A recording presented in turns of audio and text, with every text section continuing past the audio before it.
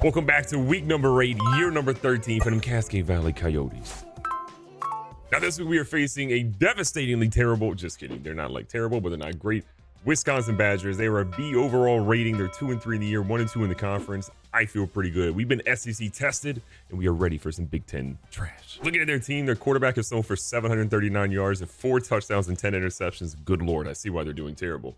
Their running back is averaging about 67 yards per game. Their top receiver about 72 yards per game. He's caught 3 of the 4 touchdown passes that have been thrown this year.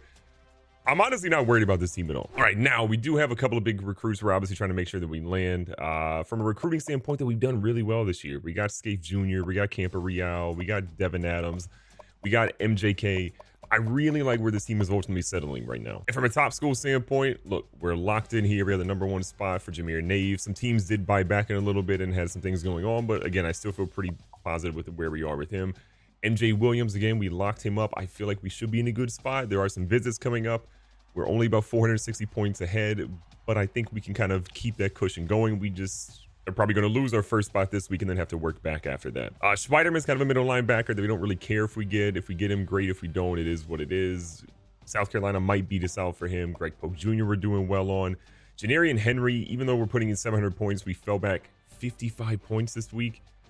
I don't really think we're going to have a chance for him. We're going to try to hold on, but I don't think that's going to be working out. Demetrius Dunstan, the backup quarterback we're trying to get, we're moving along really well. He's getting close to being locked in, but I think we're still going to be fine. We can get a visit for him pretty quickly, too. And then Everett Duarte, really the last guy in that list for us, a defensive end. Again, a good overall guy. We're having a visit week 12. We should be moving into that top area pretty soon with how quickly we're moving up. I like our chances to be there pretty soon. Now, from a Heisman list standpoint, Tyrell Brown, the top dog. He's sitting at the top of the board right now, 150 on the ground, 27 through the air, 3 total touchdowns last week against a very tough Georgia opponent. You love to see it. Everybody else on the board is a halfback except for Tanner Hawthorne, the quarterback who keeps making his way up the board a little bit with a 360-ish total yard performance last week with 5 total touchdowns. It does suck not to see Taylor Reed in here anymore, but again, that rough week he had the other week is definitely hurting him. And then from a top 25 standpoint, you know what Cascade Valley is doing. We're the best, but apparently not everybody thinks so because USC has 23 votes, Alabama 4, Florida State 1, and Miami 1. That to me is just disrespectful considering how well we've just handled every single team we played this year. We've had a couple of close calls, but for the most part, like, we are that team. The interesting thing is we don't have a single top 25 opponent for the remainder of the season. It's possible maybe a team like Texas works their way back into the top 25 by the end of the season when we do play them, but every opponent we have left is not even in there. Wisconsin put a lot of guys in motion here, and look at this. We got guys in the backfield. Reggie Kraft and company bring down the running back. Really getting the pressure there. A nice little screen here. Oh my God, our guys almost had him, and it's going to be up to Anthony Odiari. Can he bring him down? He can. That's a defensive end chasing down a guy in the open field. I know Gambler's trying to get a little bit of pressure on the quarterback, but instead it's going to be a huge hit off the edge by Keyshawn Anderson. 2nd and 17. They throw one out to the side like Keyshawn Anderson can't get his hands up, and Payo's going to get a huge 10-yard grab. Quarterback all by his lonesome now. We're obviously sending the blitz. No real pressure on him. Reggie Kraft can't make the tackle, and because of that, Heinrich brings down Washington after the first down. Well, Brescane is going to take off. We're trying to catch up to him. Can we get anyone there? Simmons and company trying to bring him in. This man slides. He's like, I've seen enough. They go right here with the run, but Donald Gambler's able to stop Mike Ellis for no gain. Washington moves his tight end over to the right-hand side this time, looking for some extra protection, potentially on a run. They go up the middle, and again, it's going to be a huge run for Wisconsin, getting them 6 yards. Big third down is short here again. They're moving their tight end over to the right-hand side. We are trying our best to get to the quarterback, but what a throw to Malvu, who is down at the 1-yard line. Big first down and goal here for Wisconsin. They go with a fullback run, and they got too much power. Wisconsin is going to be up early 7-0. We've got some work to do. After going down the field and really doing nothing, we have got our work cut out for us here. We're going to see our first catch to Jeremiah Butler on a very sketchy throw. Probably our biggest issue from the last drive is we didn't give the ball to Tyrell Brown not a single time, and that's why we didn't have 1 first down. And look at that. We give it to him, and we got a first down. Reed dropping back here. It's like a halfback screen dialed up. Beautiful play call here, and Tyrell Brown off to the races. I don't know if anyone's going to catch him. We have not seen a long catch and run from him in a minute. One guy to beat him, and he's gonna get caught at the 5, but a huge play nonetheless. Tyrell Brown on the sideline with the oxygen mask after that run. A 67-yarder is pretty insane for the young fella. But again, Reed looking for something, doesn't have anything, throws on the last second, but it falls incomplete. Brown feeling a little bit fresh, back in the game, easily into the end zone. His first rush of the game, or first rushing touchdown of the game, is going to tie this game back up. Wisconsin with 2 guys in the backfield brings the 3rd in here with Malvu. Kind of watch what they're doing. They try to pitch one out here. Dino Gamblin is not playing games right now. He forces the fumble, gets up, picks it up, and recovers it. Dino Gamblin, the unquestioned leader beside Mikel Lanier this year on defense. We always wonder like who's going to step up beside Lanier, and it has definitely been Dino Gamblin. 2nd and 12. Across the middle, Carnell Killens, who has been stepping up major this season. Reed again making a quick adjustment here. Rolling out, has a guy, dumps one off to Jeremiah Butler, who's going to be inside the 3. Back here on the goal line.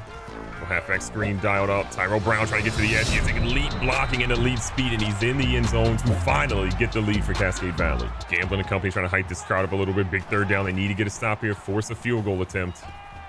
They go across the middle, and Gamblin is there to make him pay. So Coach McMervin of Cascade Valley does use a timeout here to stop the clock at 1:28, making sure that Wisconsin can't really burn too much, if any, time. This kick is going to be up. It's going to be good. It's a pretty easy one for them, and they've cut the lead to 4, but if we can just not turn the ball over, we can go down and get some more points ourselves. A minute 14 in a dream. This team has got to figure out something offensively. It has been one of the worst starts they've had in a long time. You could argue that when we've given the ball to Tyrell Brown, things have actually been pretty good. But outside of that, it has been a bit of a cluster and not something we're proud of. But down the middle of the field, Isaacs is going to drop one that was in the breadbasket. So big 3rd down here.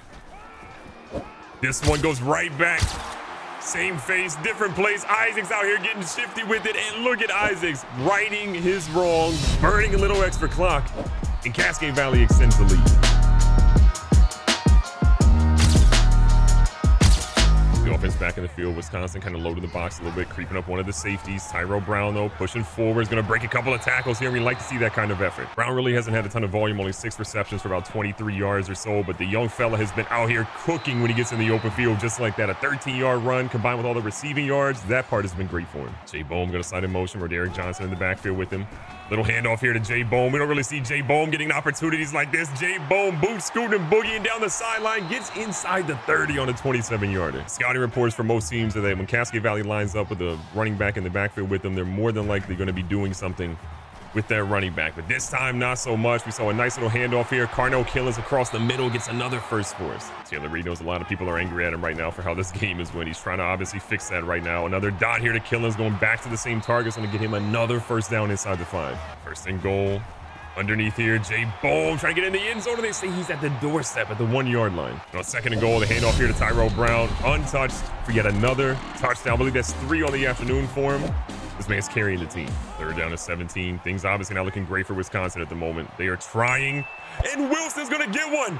Can he burn by the other team? He cannot, but that is the 5th turnover for Wisconsin today. Back out here in the really good side of the field, Tyrell Brown pushing forward for another good run. 2nd and 2 here. It's like a blitz is coming. We float one over to McBride, and McBride's got an opportunity to get in the end zone, and they say he's in. Play here, 3rd down, 12 yards to go.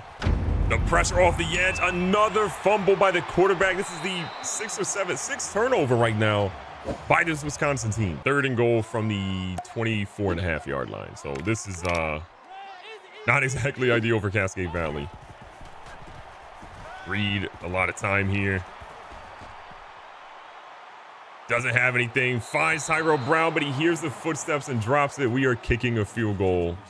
You hate to see it. 42-yarder here for Shepard. Again, he's been pretty much automatic this year. Continues to drill it. That dude's got a future in the NFL right now. We get a studio update telling us that Texas is struggling against Florida. Maybe they are going to be back in the top 25. But the league being what it is, a lot of our backups are in the game. And as much as we hate that our starters didn't really get the stats we probably hoped for them to get today, I'd rather not have these guys get injured. There are a lot of people, though, that love Mac Thornhill, and he has been typically fantastic when he gets in the game, and we're seeing an execution of it right there with a nice pass to Haney. The other element Mac Thornhill brings that he is a dude that can get out there, run the read option, and really pick up some yards in a way that we really don't get from Taylor Reed. 2nd and 3 situation here. You're seeing him kind of stretch his legs a little bit.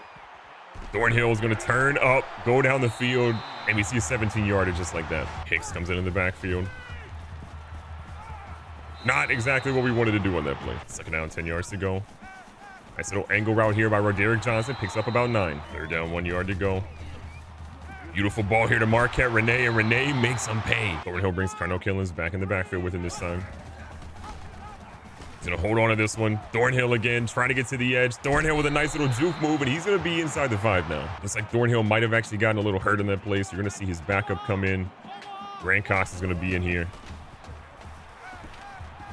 Cox throws one off someone's helmet. 1 second to go, looking for the dump off pass. Finds Scaife Jr. Scaife Jr. is down at maybe the half-yard line. 3rd and goal, you're 2 for 6 on 3rd down conversions, where Derek Johnson, the touchdown vulture himself, is going to get himself a touchdown. And you never know how many more he's going to get in his career, but at least he got one more to add to his total. This one was definitely a wild one.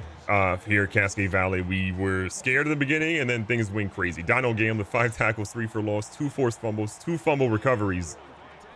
I've been trying to tell y'all he's him. Recapping the stats, Taylor Reed, not the game he really wanted to write home about, and you can tell this is why he's not on the Heisman list right now. The turnovers have definitely hurt his performance this year, but still, 3 touchdowns, 250 through the air, that's great. But 2 interceptions, we just cannot have that. Tyrell Brown didn't really get a ton of runs today, mostly because this was a blowout towards the end, and mostly because we kind of forgot some key situations, but 2 rushing touchdowns, 47 rushing yards. No one else really shined outside of Demetrius Thompson who gets in the end zone later. But where we really saw Tyrell Brown was 3 grabs for 77 yards and a touchdown. 2 drops we kind of forgive him for, but he was absolutely killing. And Carnell Killens, 5 for 57. He continues to be very well. Jay Bohm kind of got bottled up today, but big touchdowns by Joe McBride and Michael Isaacs, especially after that big drop, kind of saved us a little bit. And then defensively, this was a Jesse Rivers game. This dude did not even play until his senior year, and look at what he's done. 8 solo tackles, 6 for loss, 4 sacks, pause if needed. You love to see what he did. Also, big effort by Odiari getting 3, Heinrich getting 2, Anderson getting 2, and Poe getting 1. That is 7, 9, 11, 12 sacks by this defense today. If we do that, ain't nobody beating us. And then also shout out to the secondary. 1 interception by Travion Wilson, 1 interception by Chancellor Allen. Both of those guys were key cogs in making sure that we got that W today. Cascade Valley continues dominating. Be safe, be smart, tell somebody you love them. Catch you guys on the next one.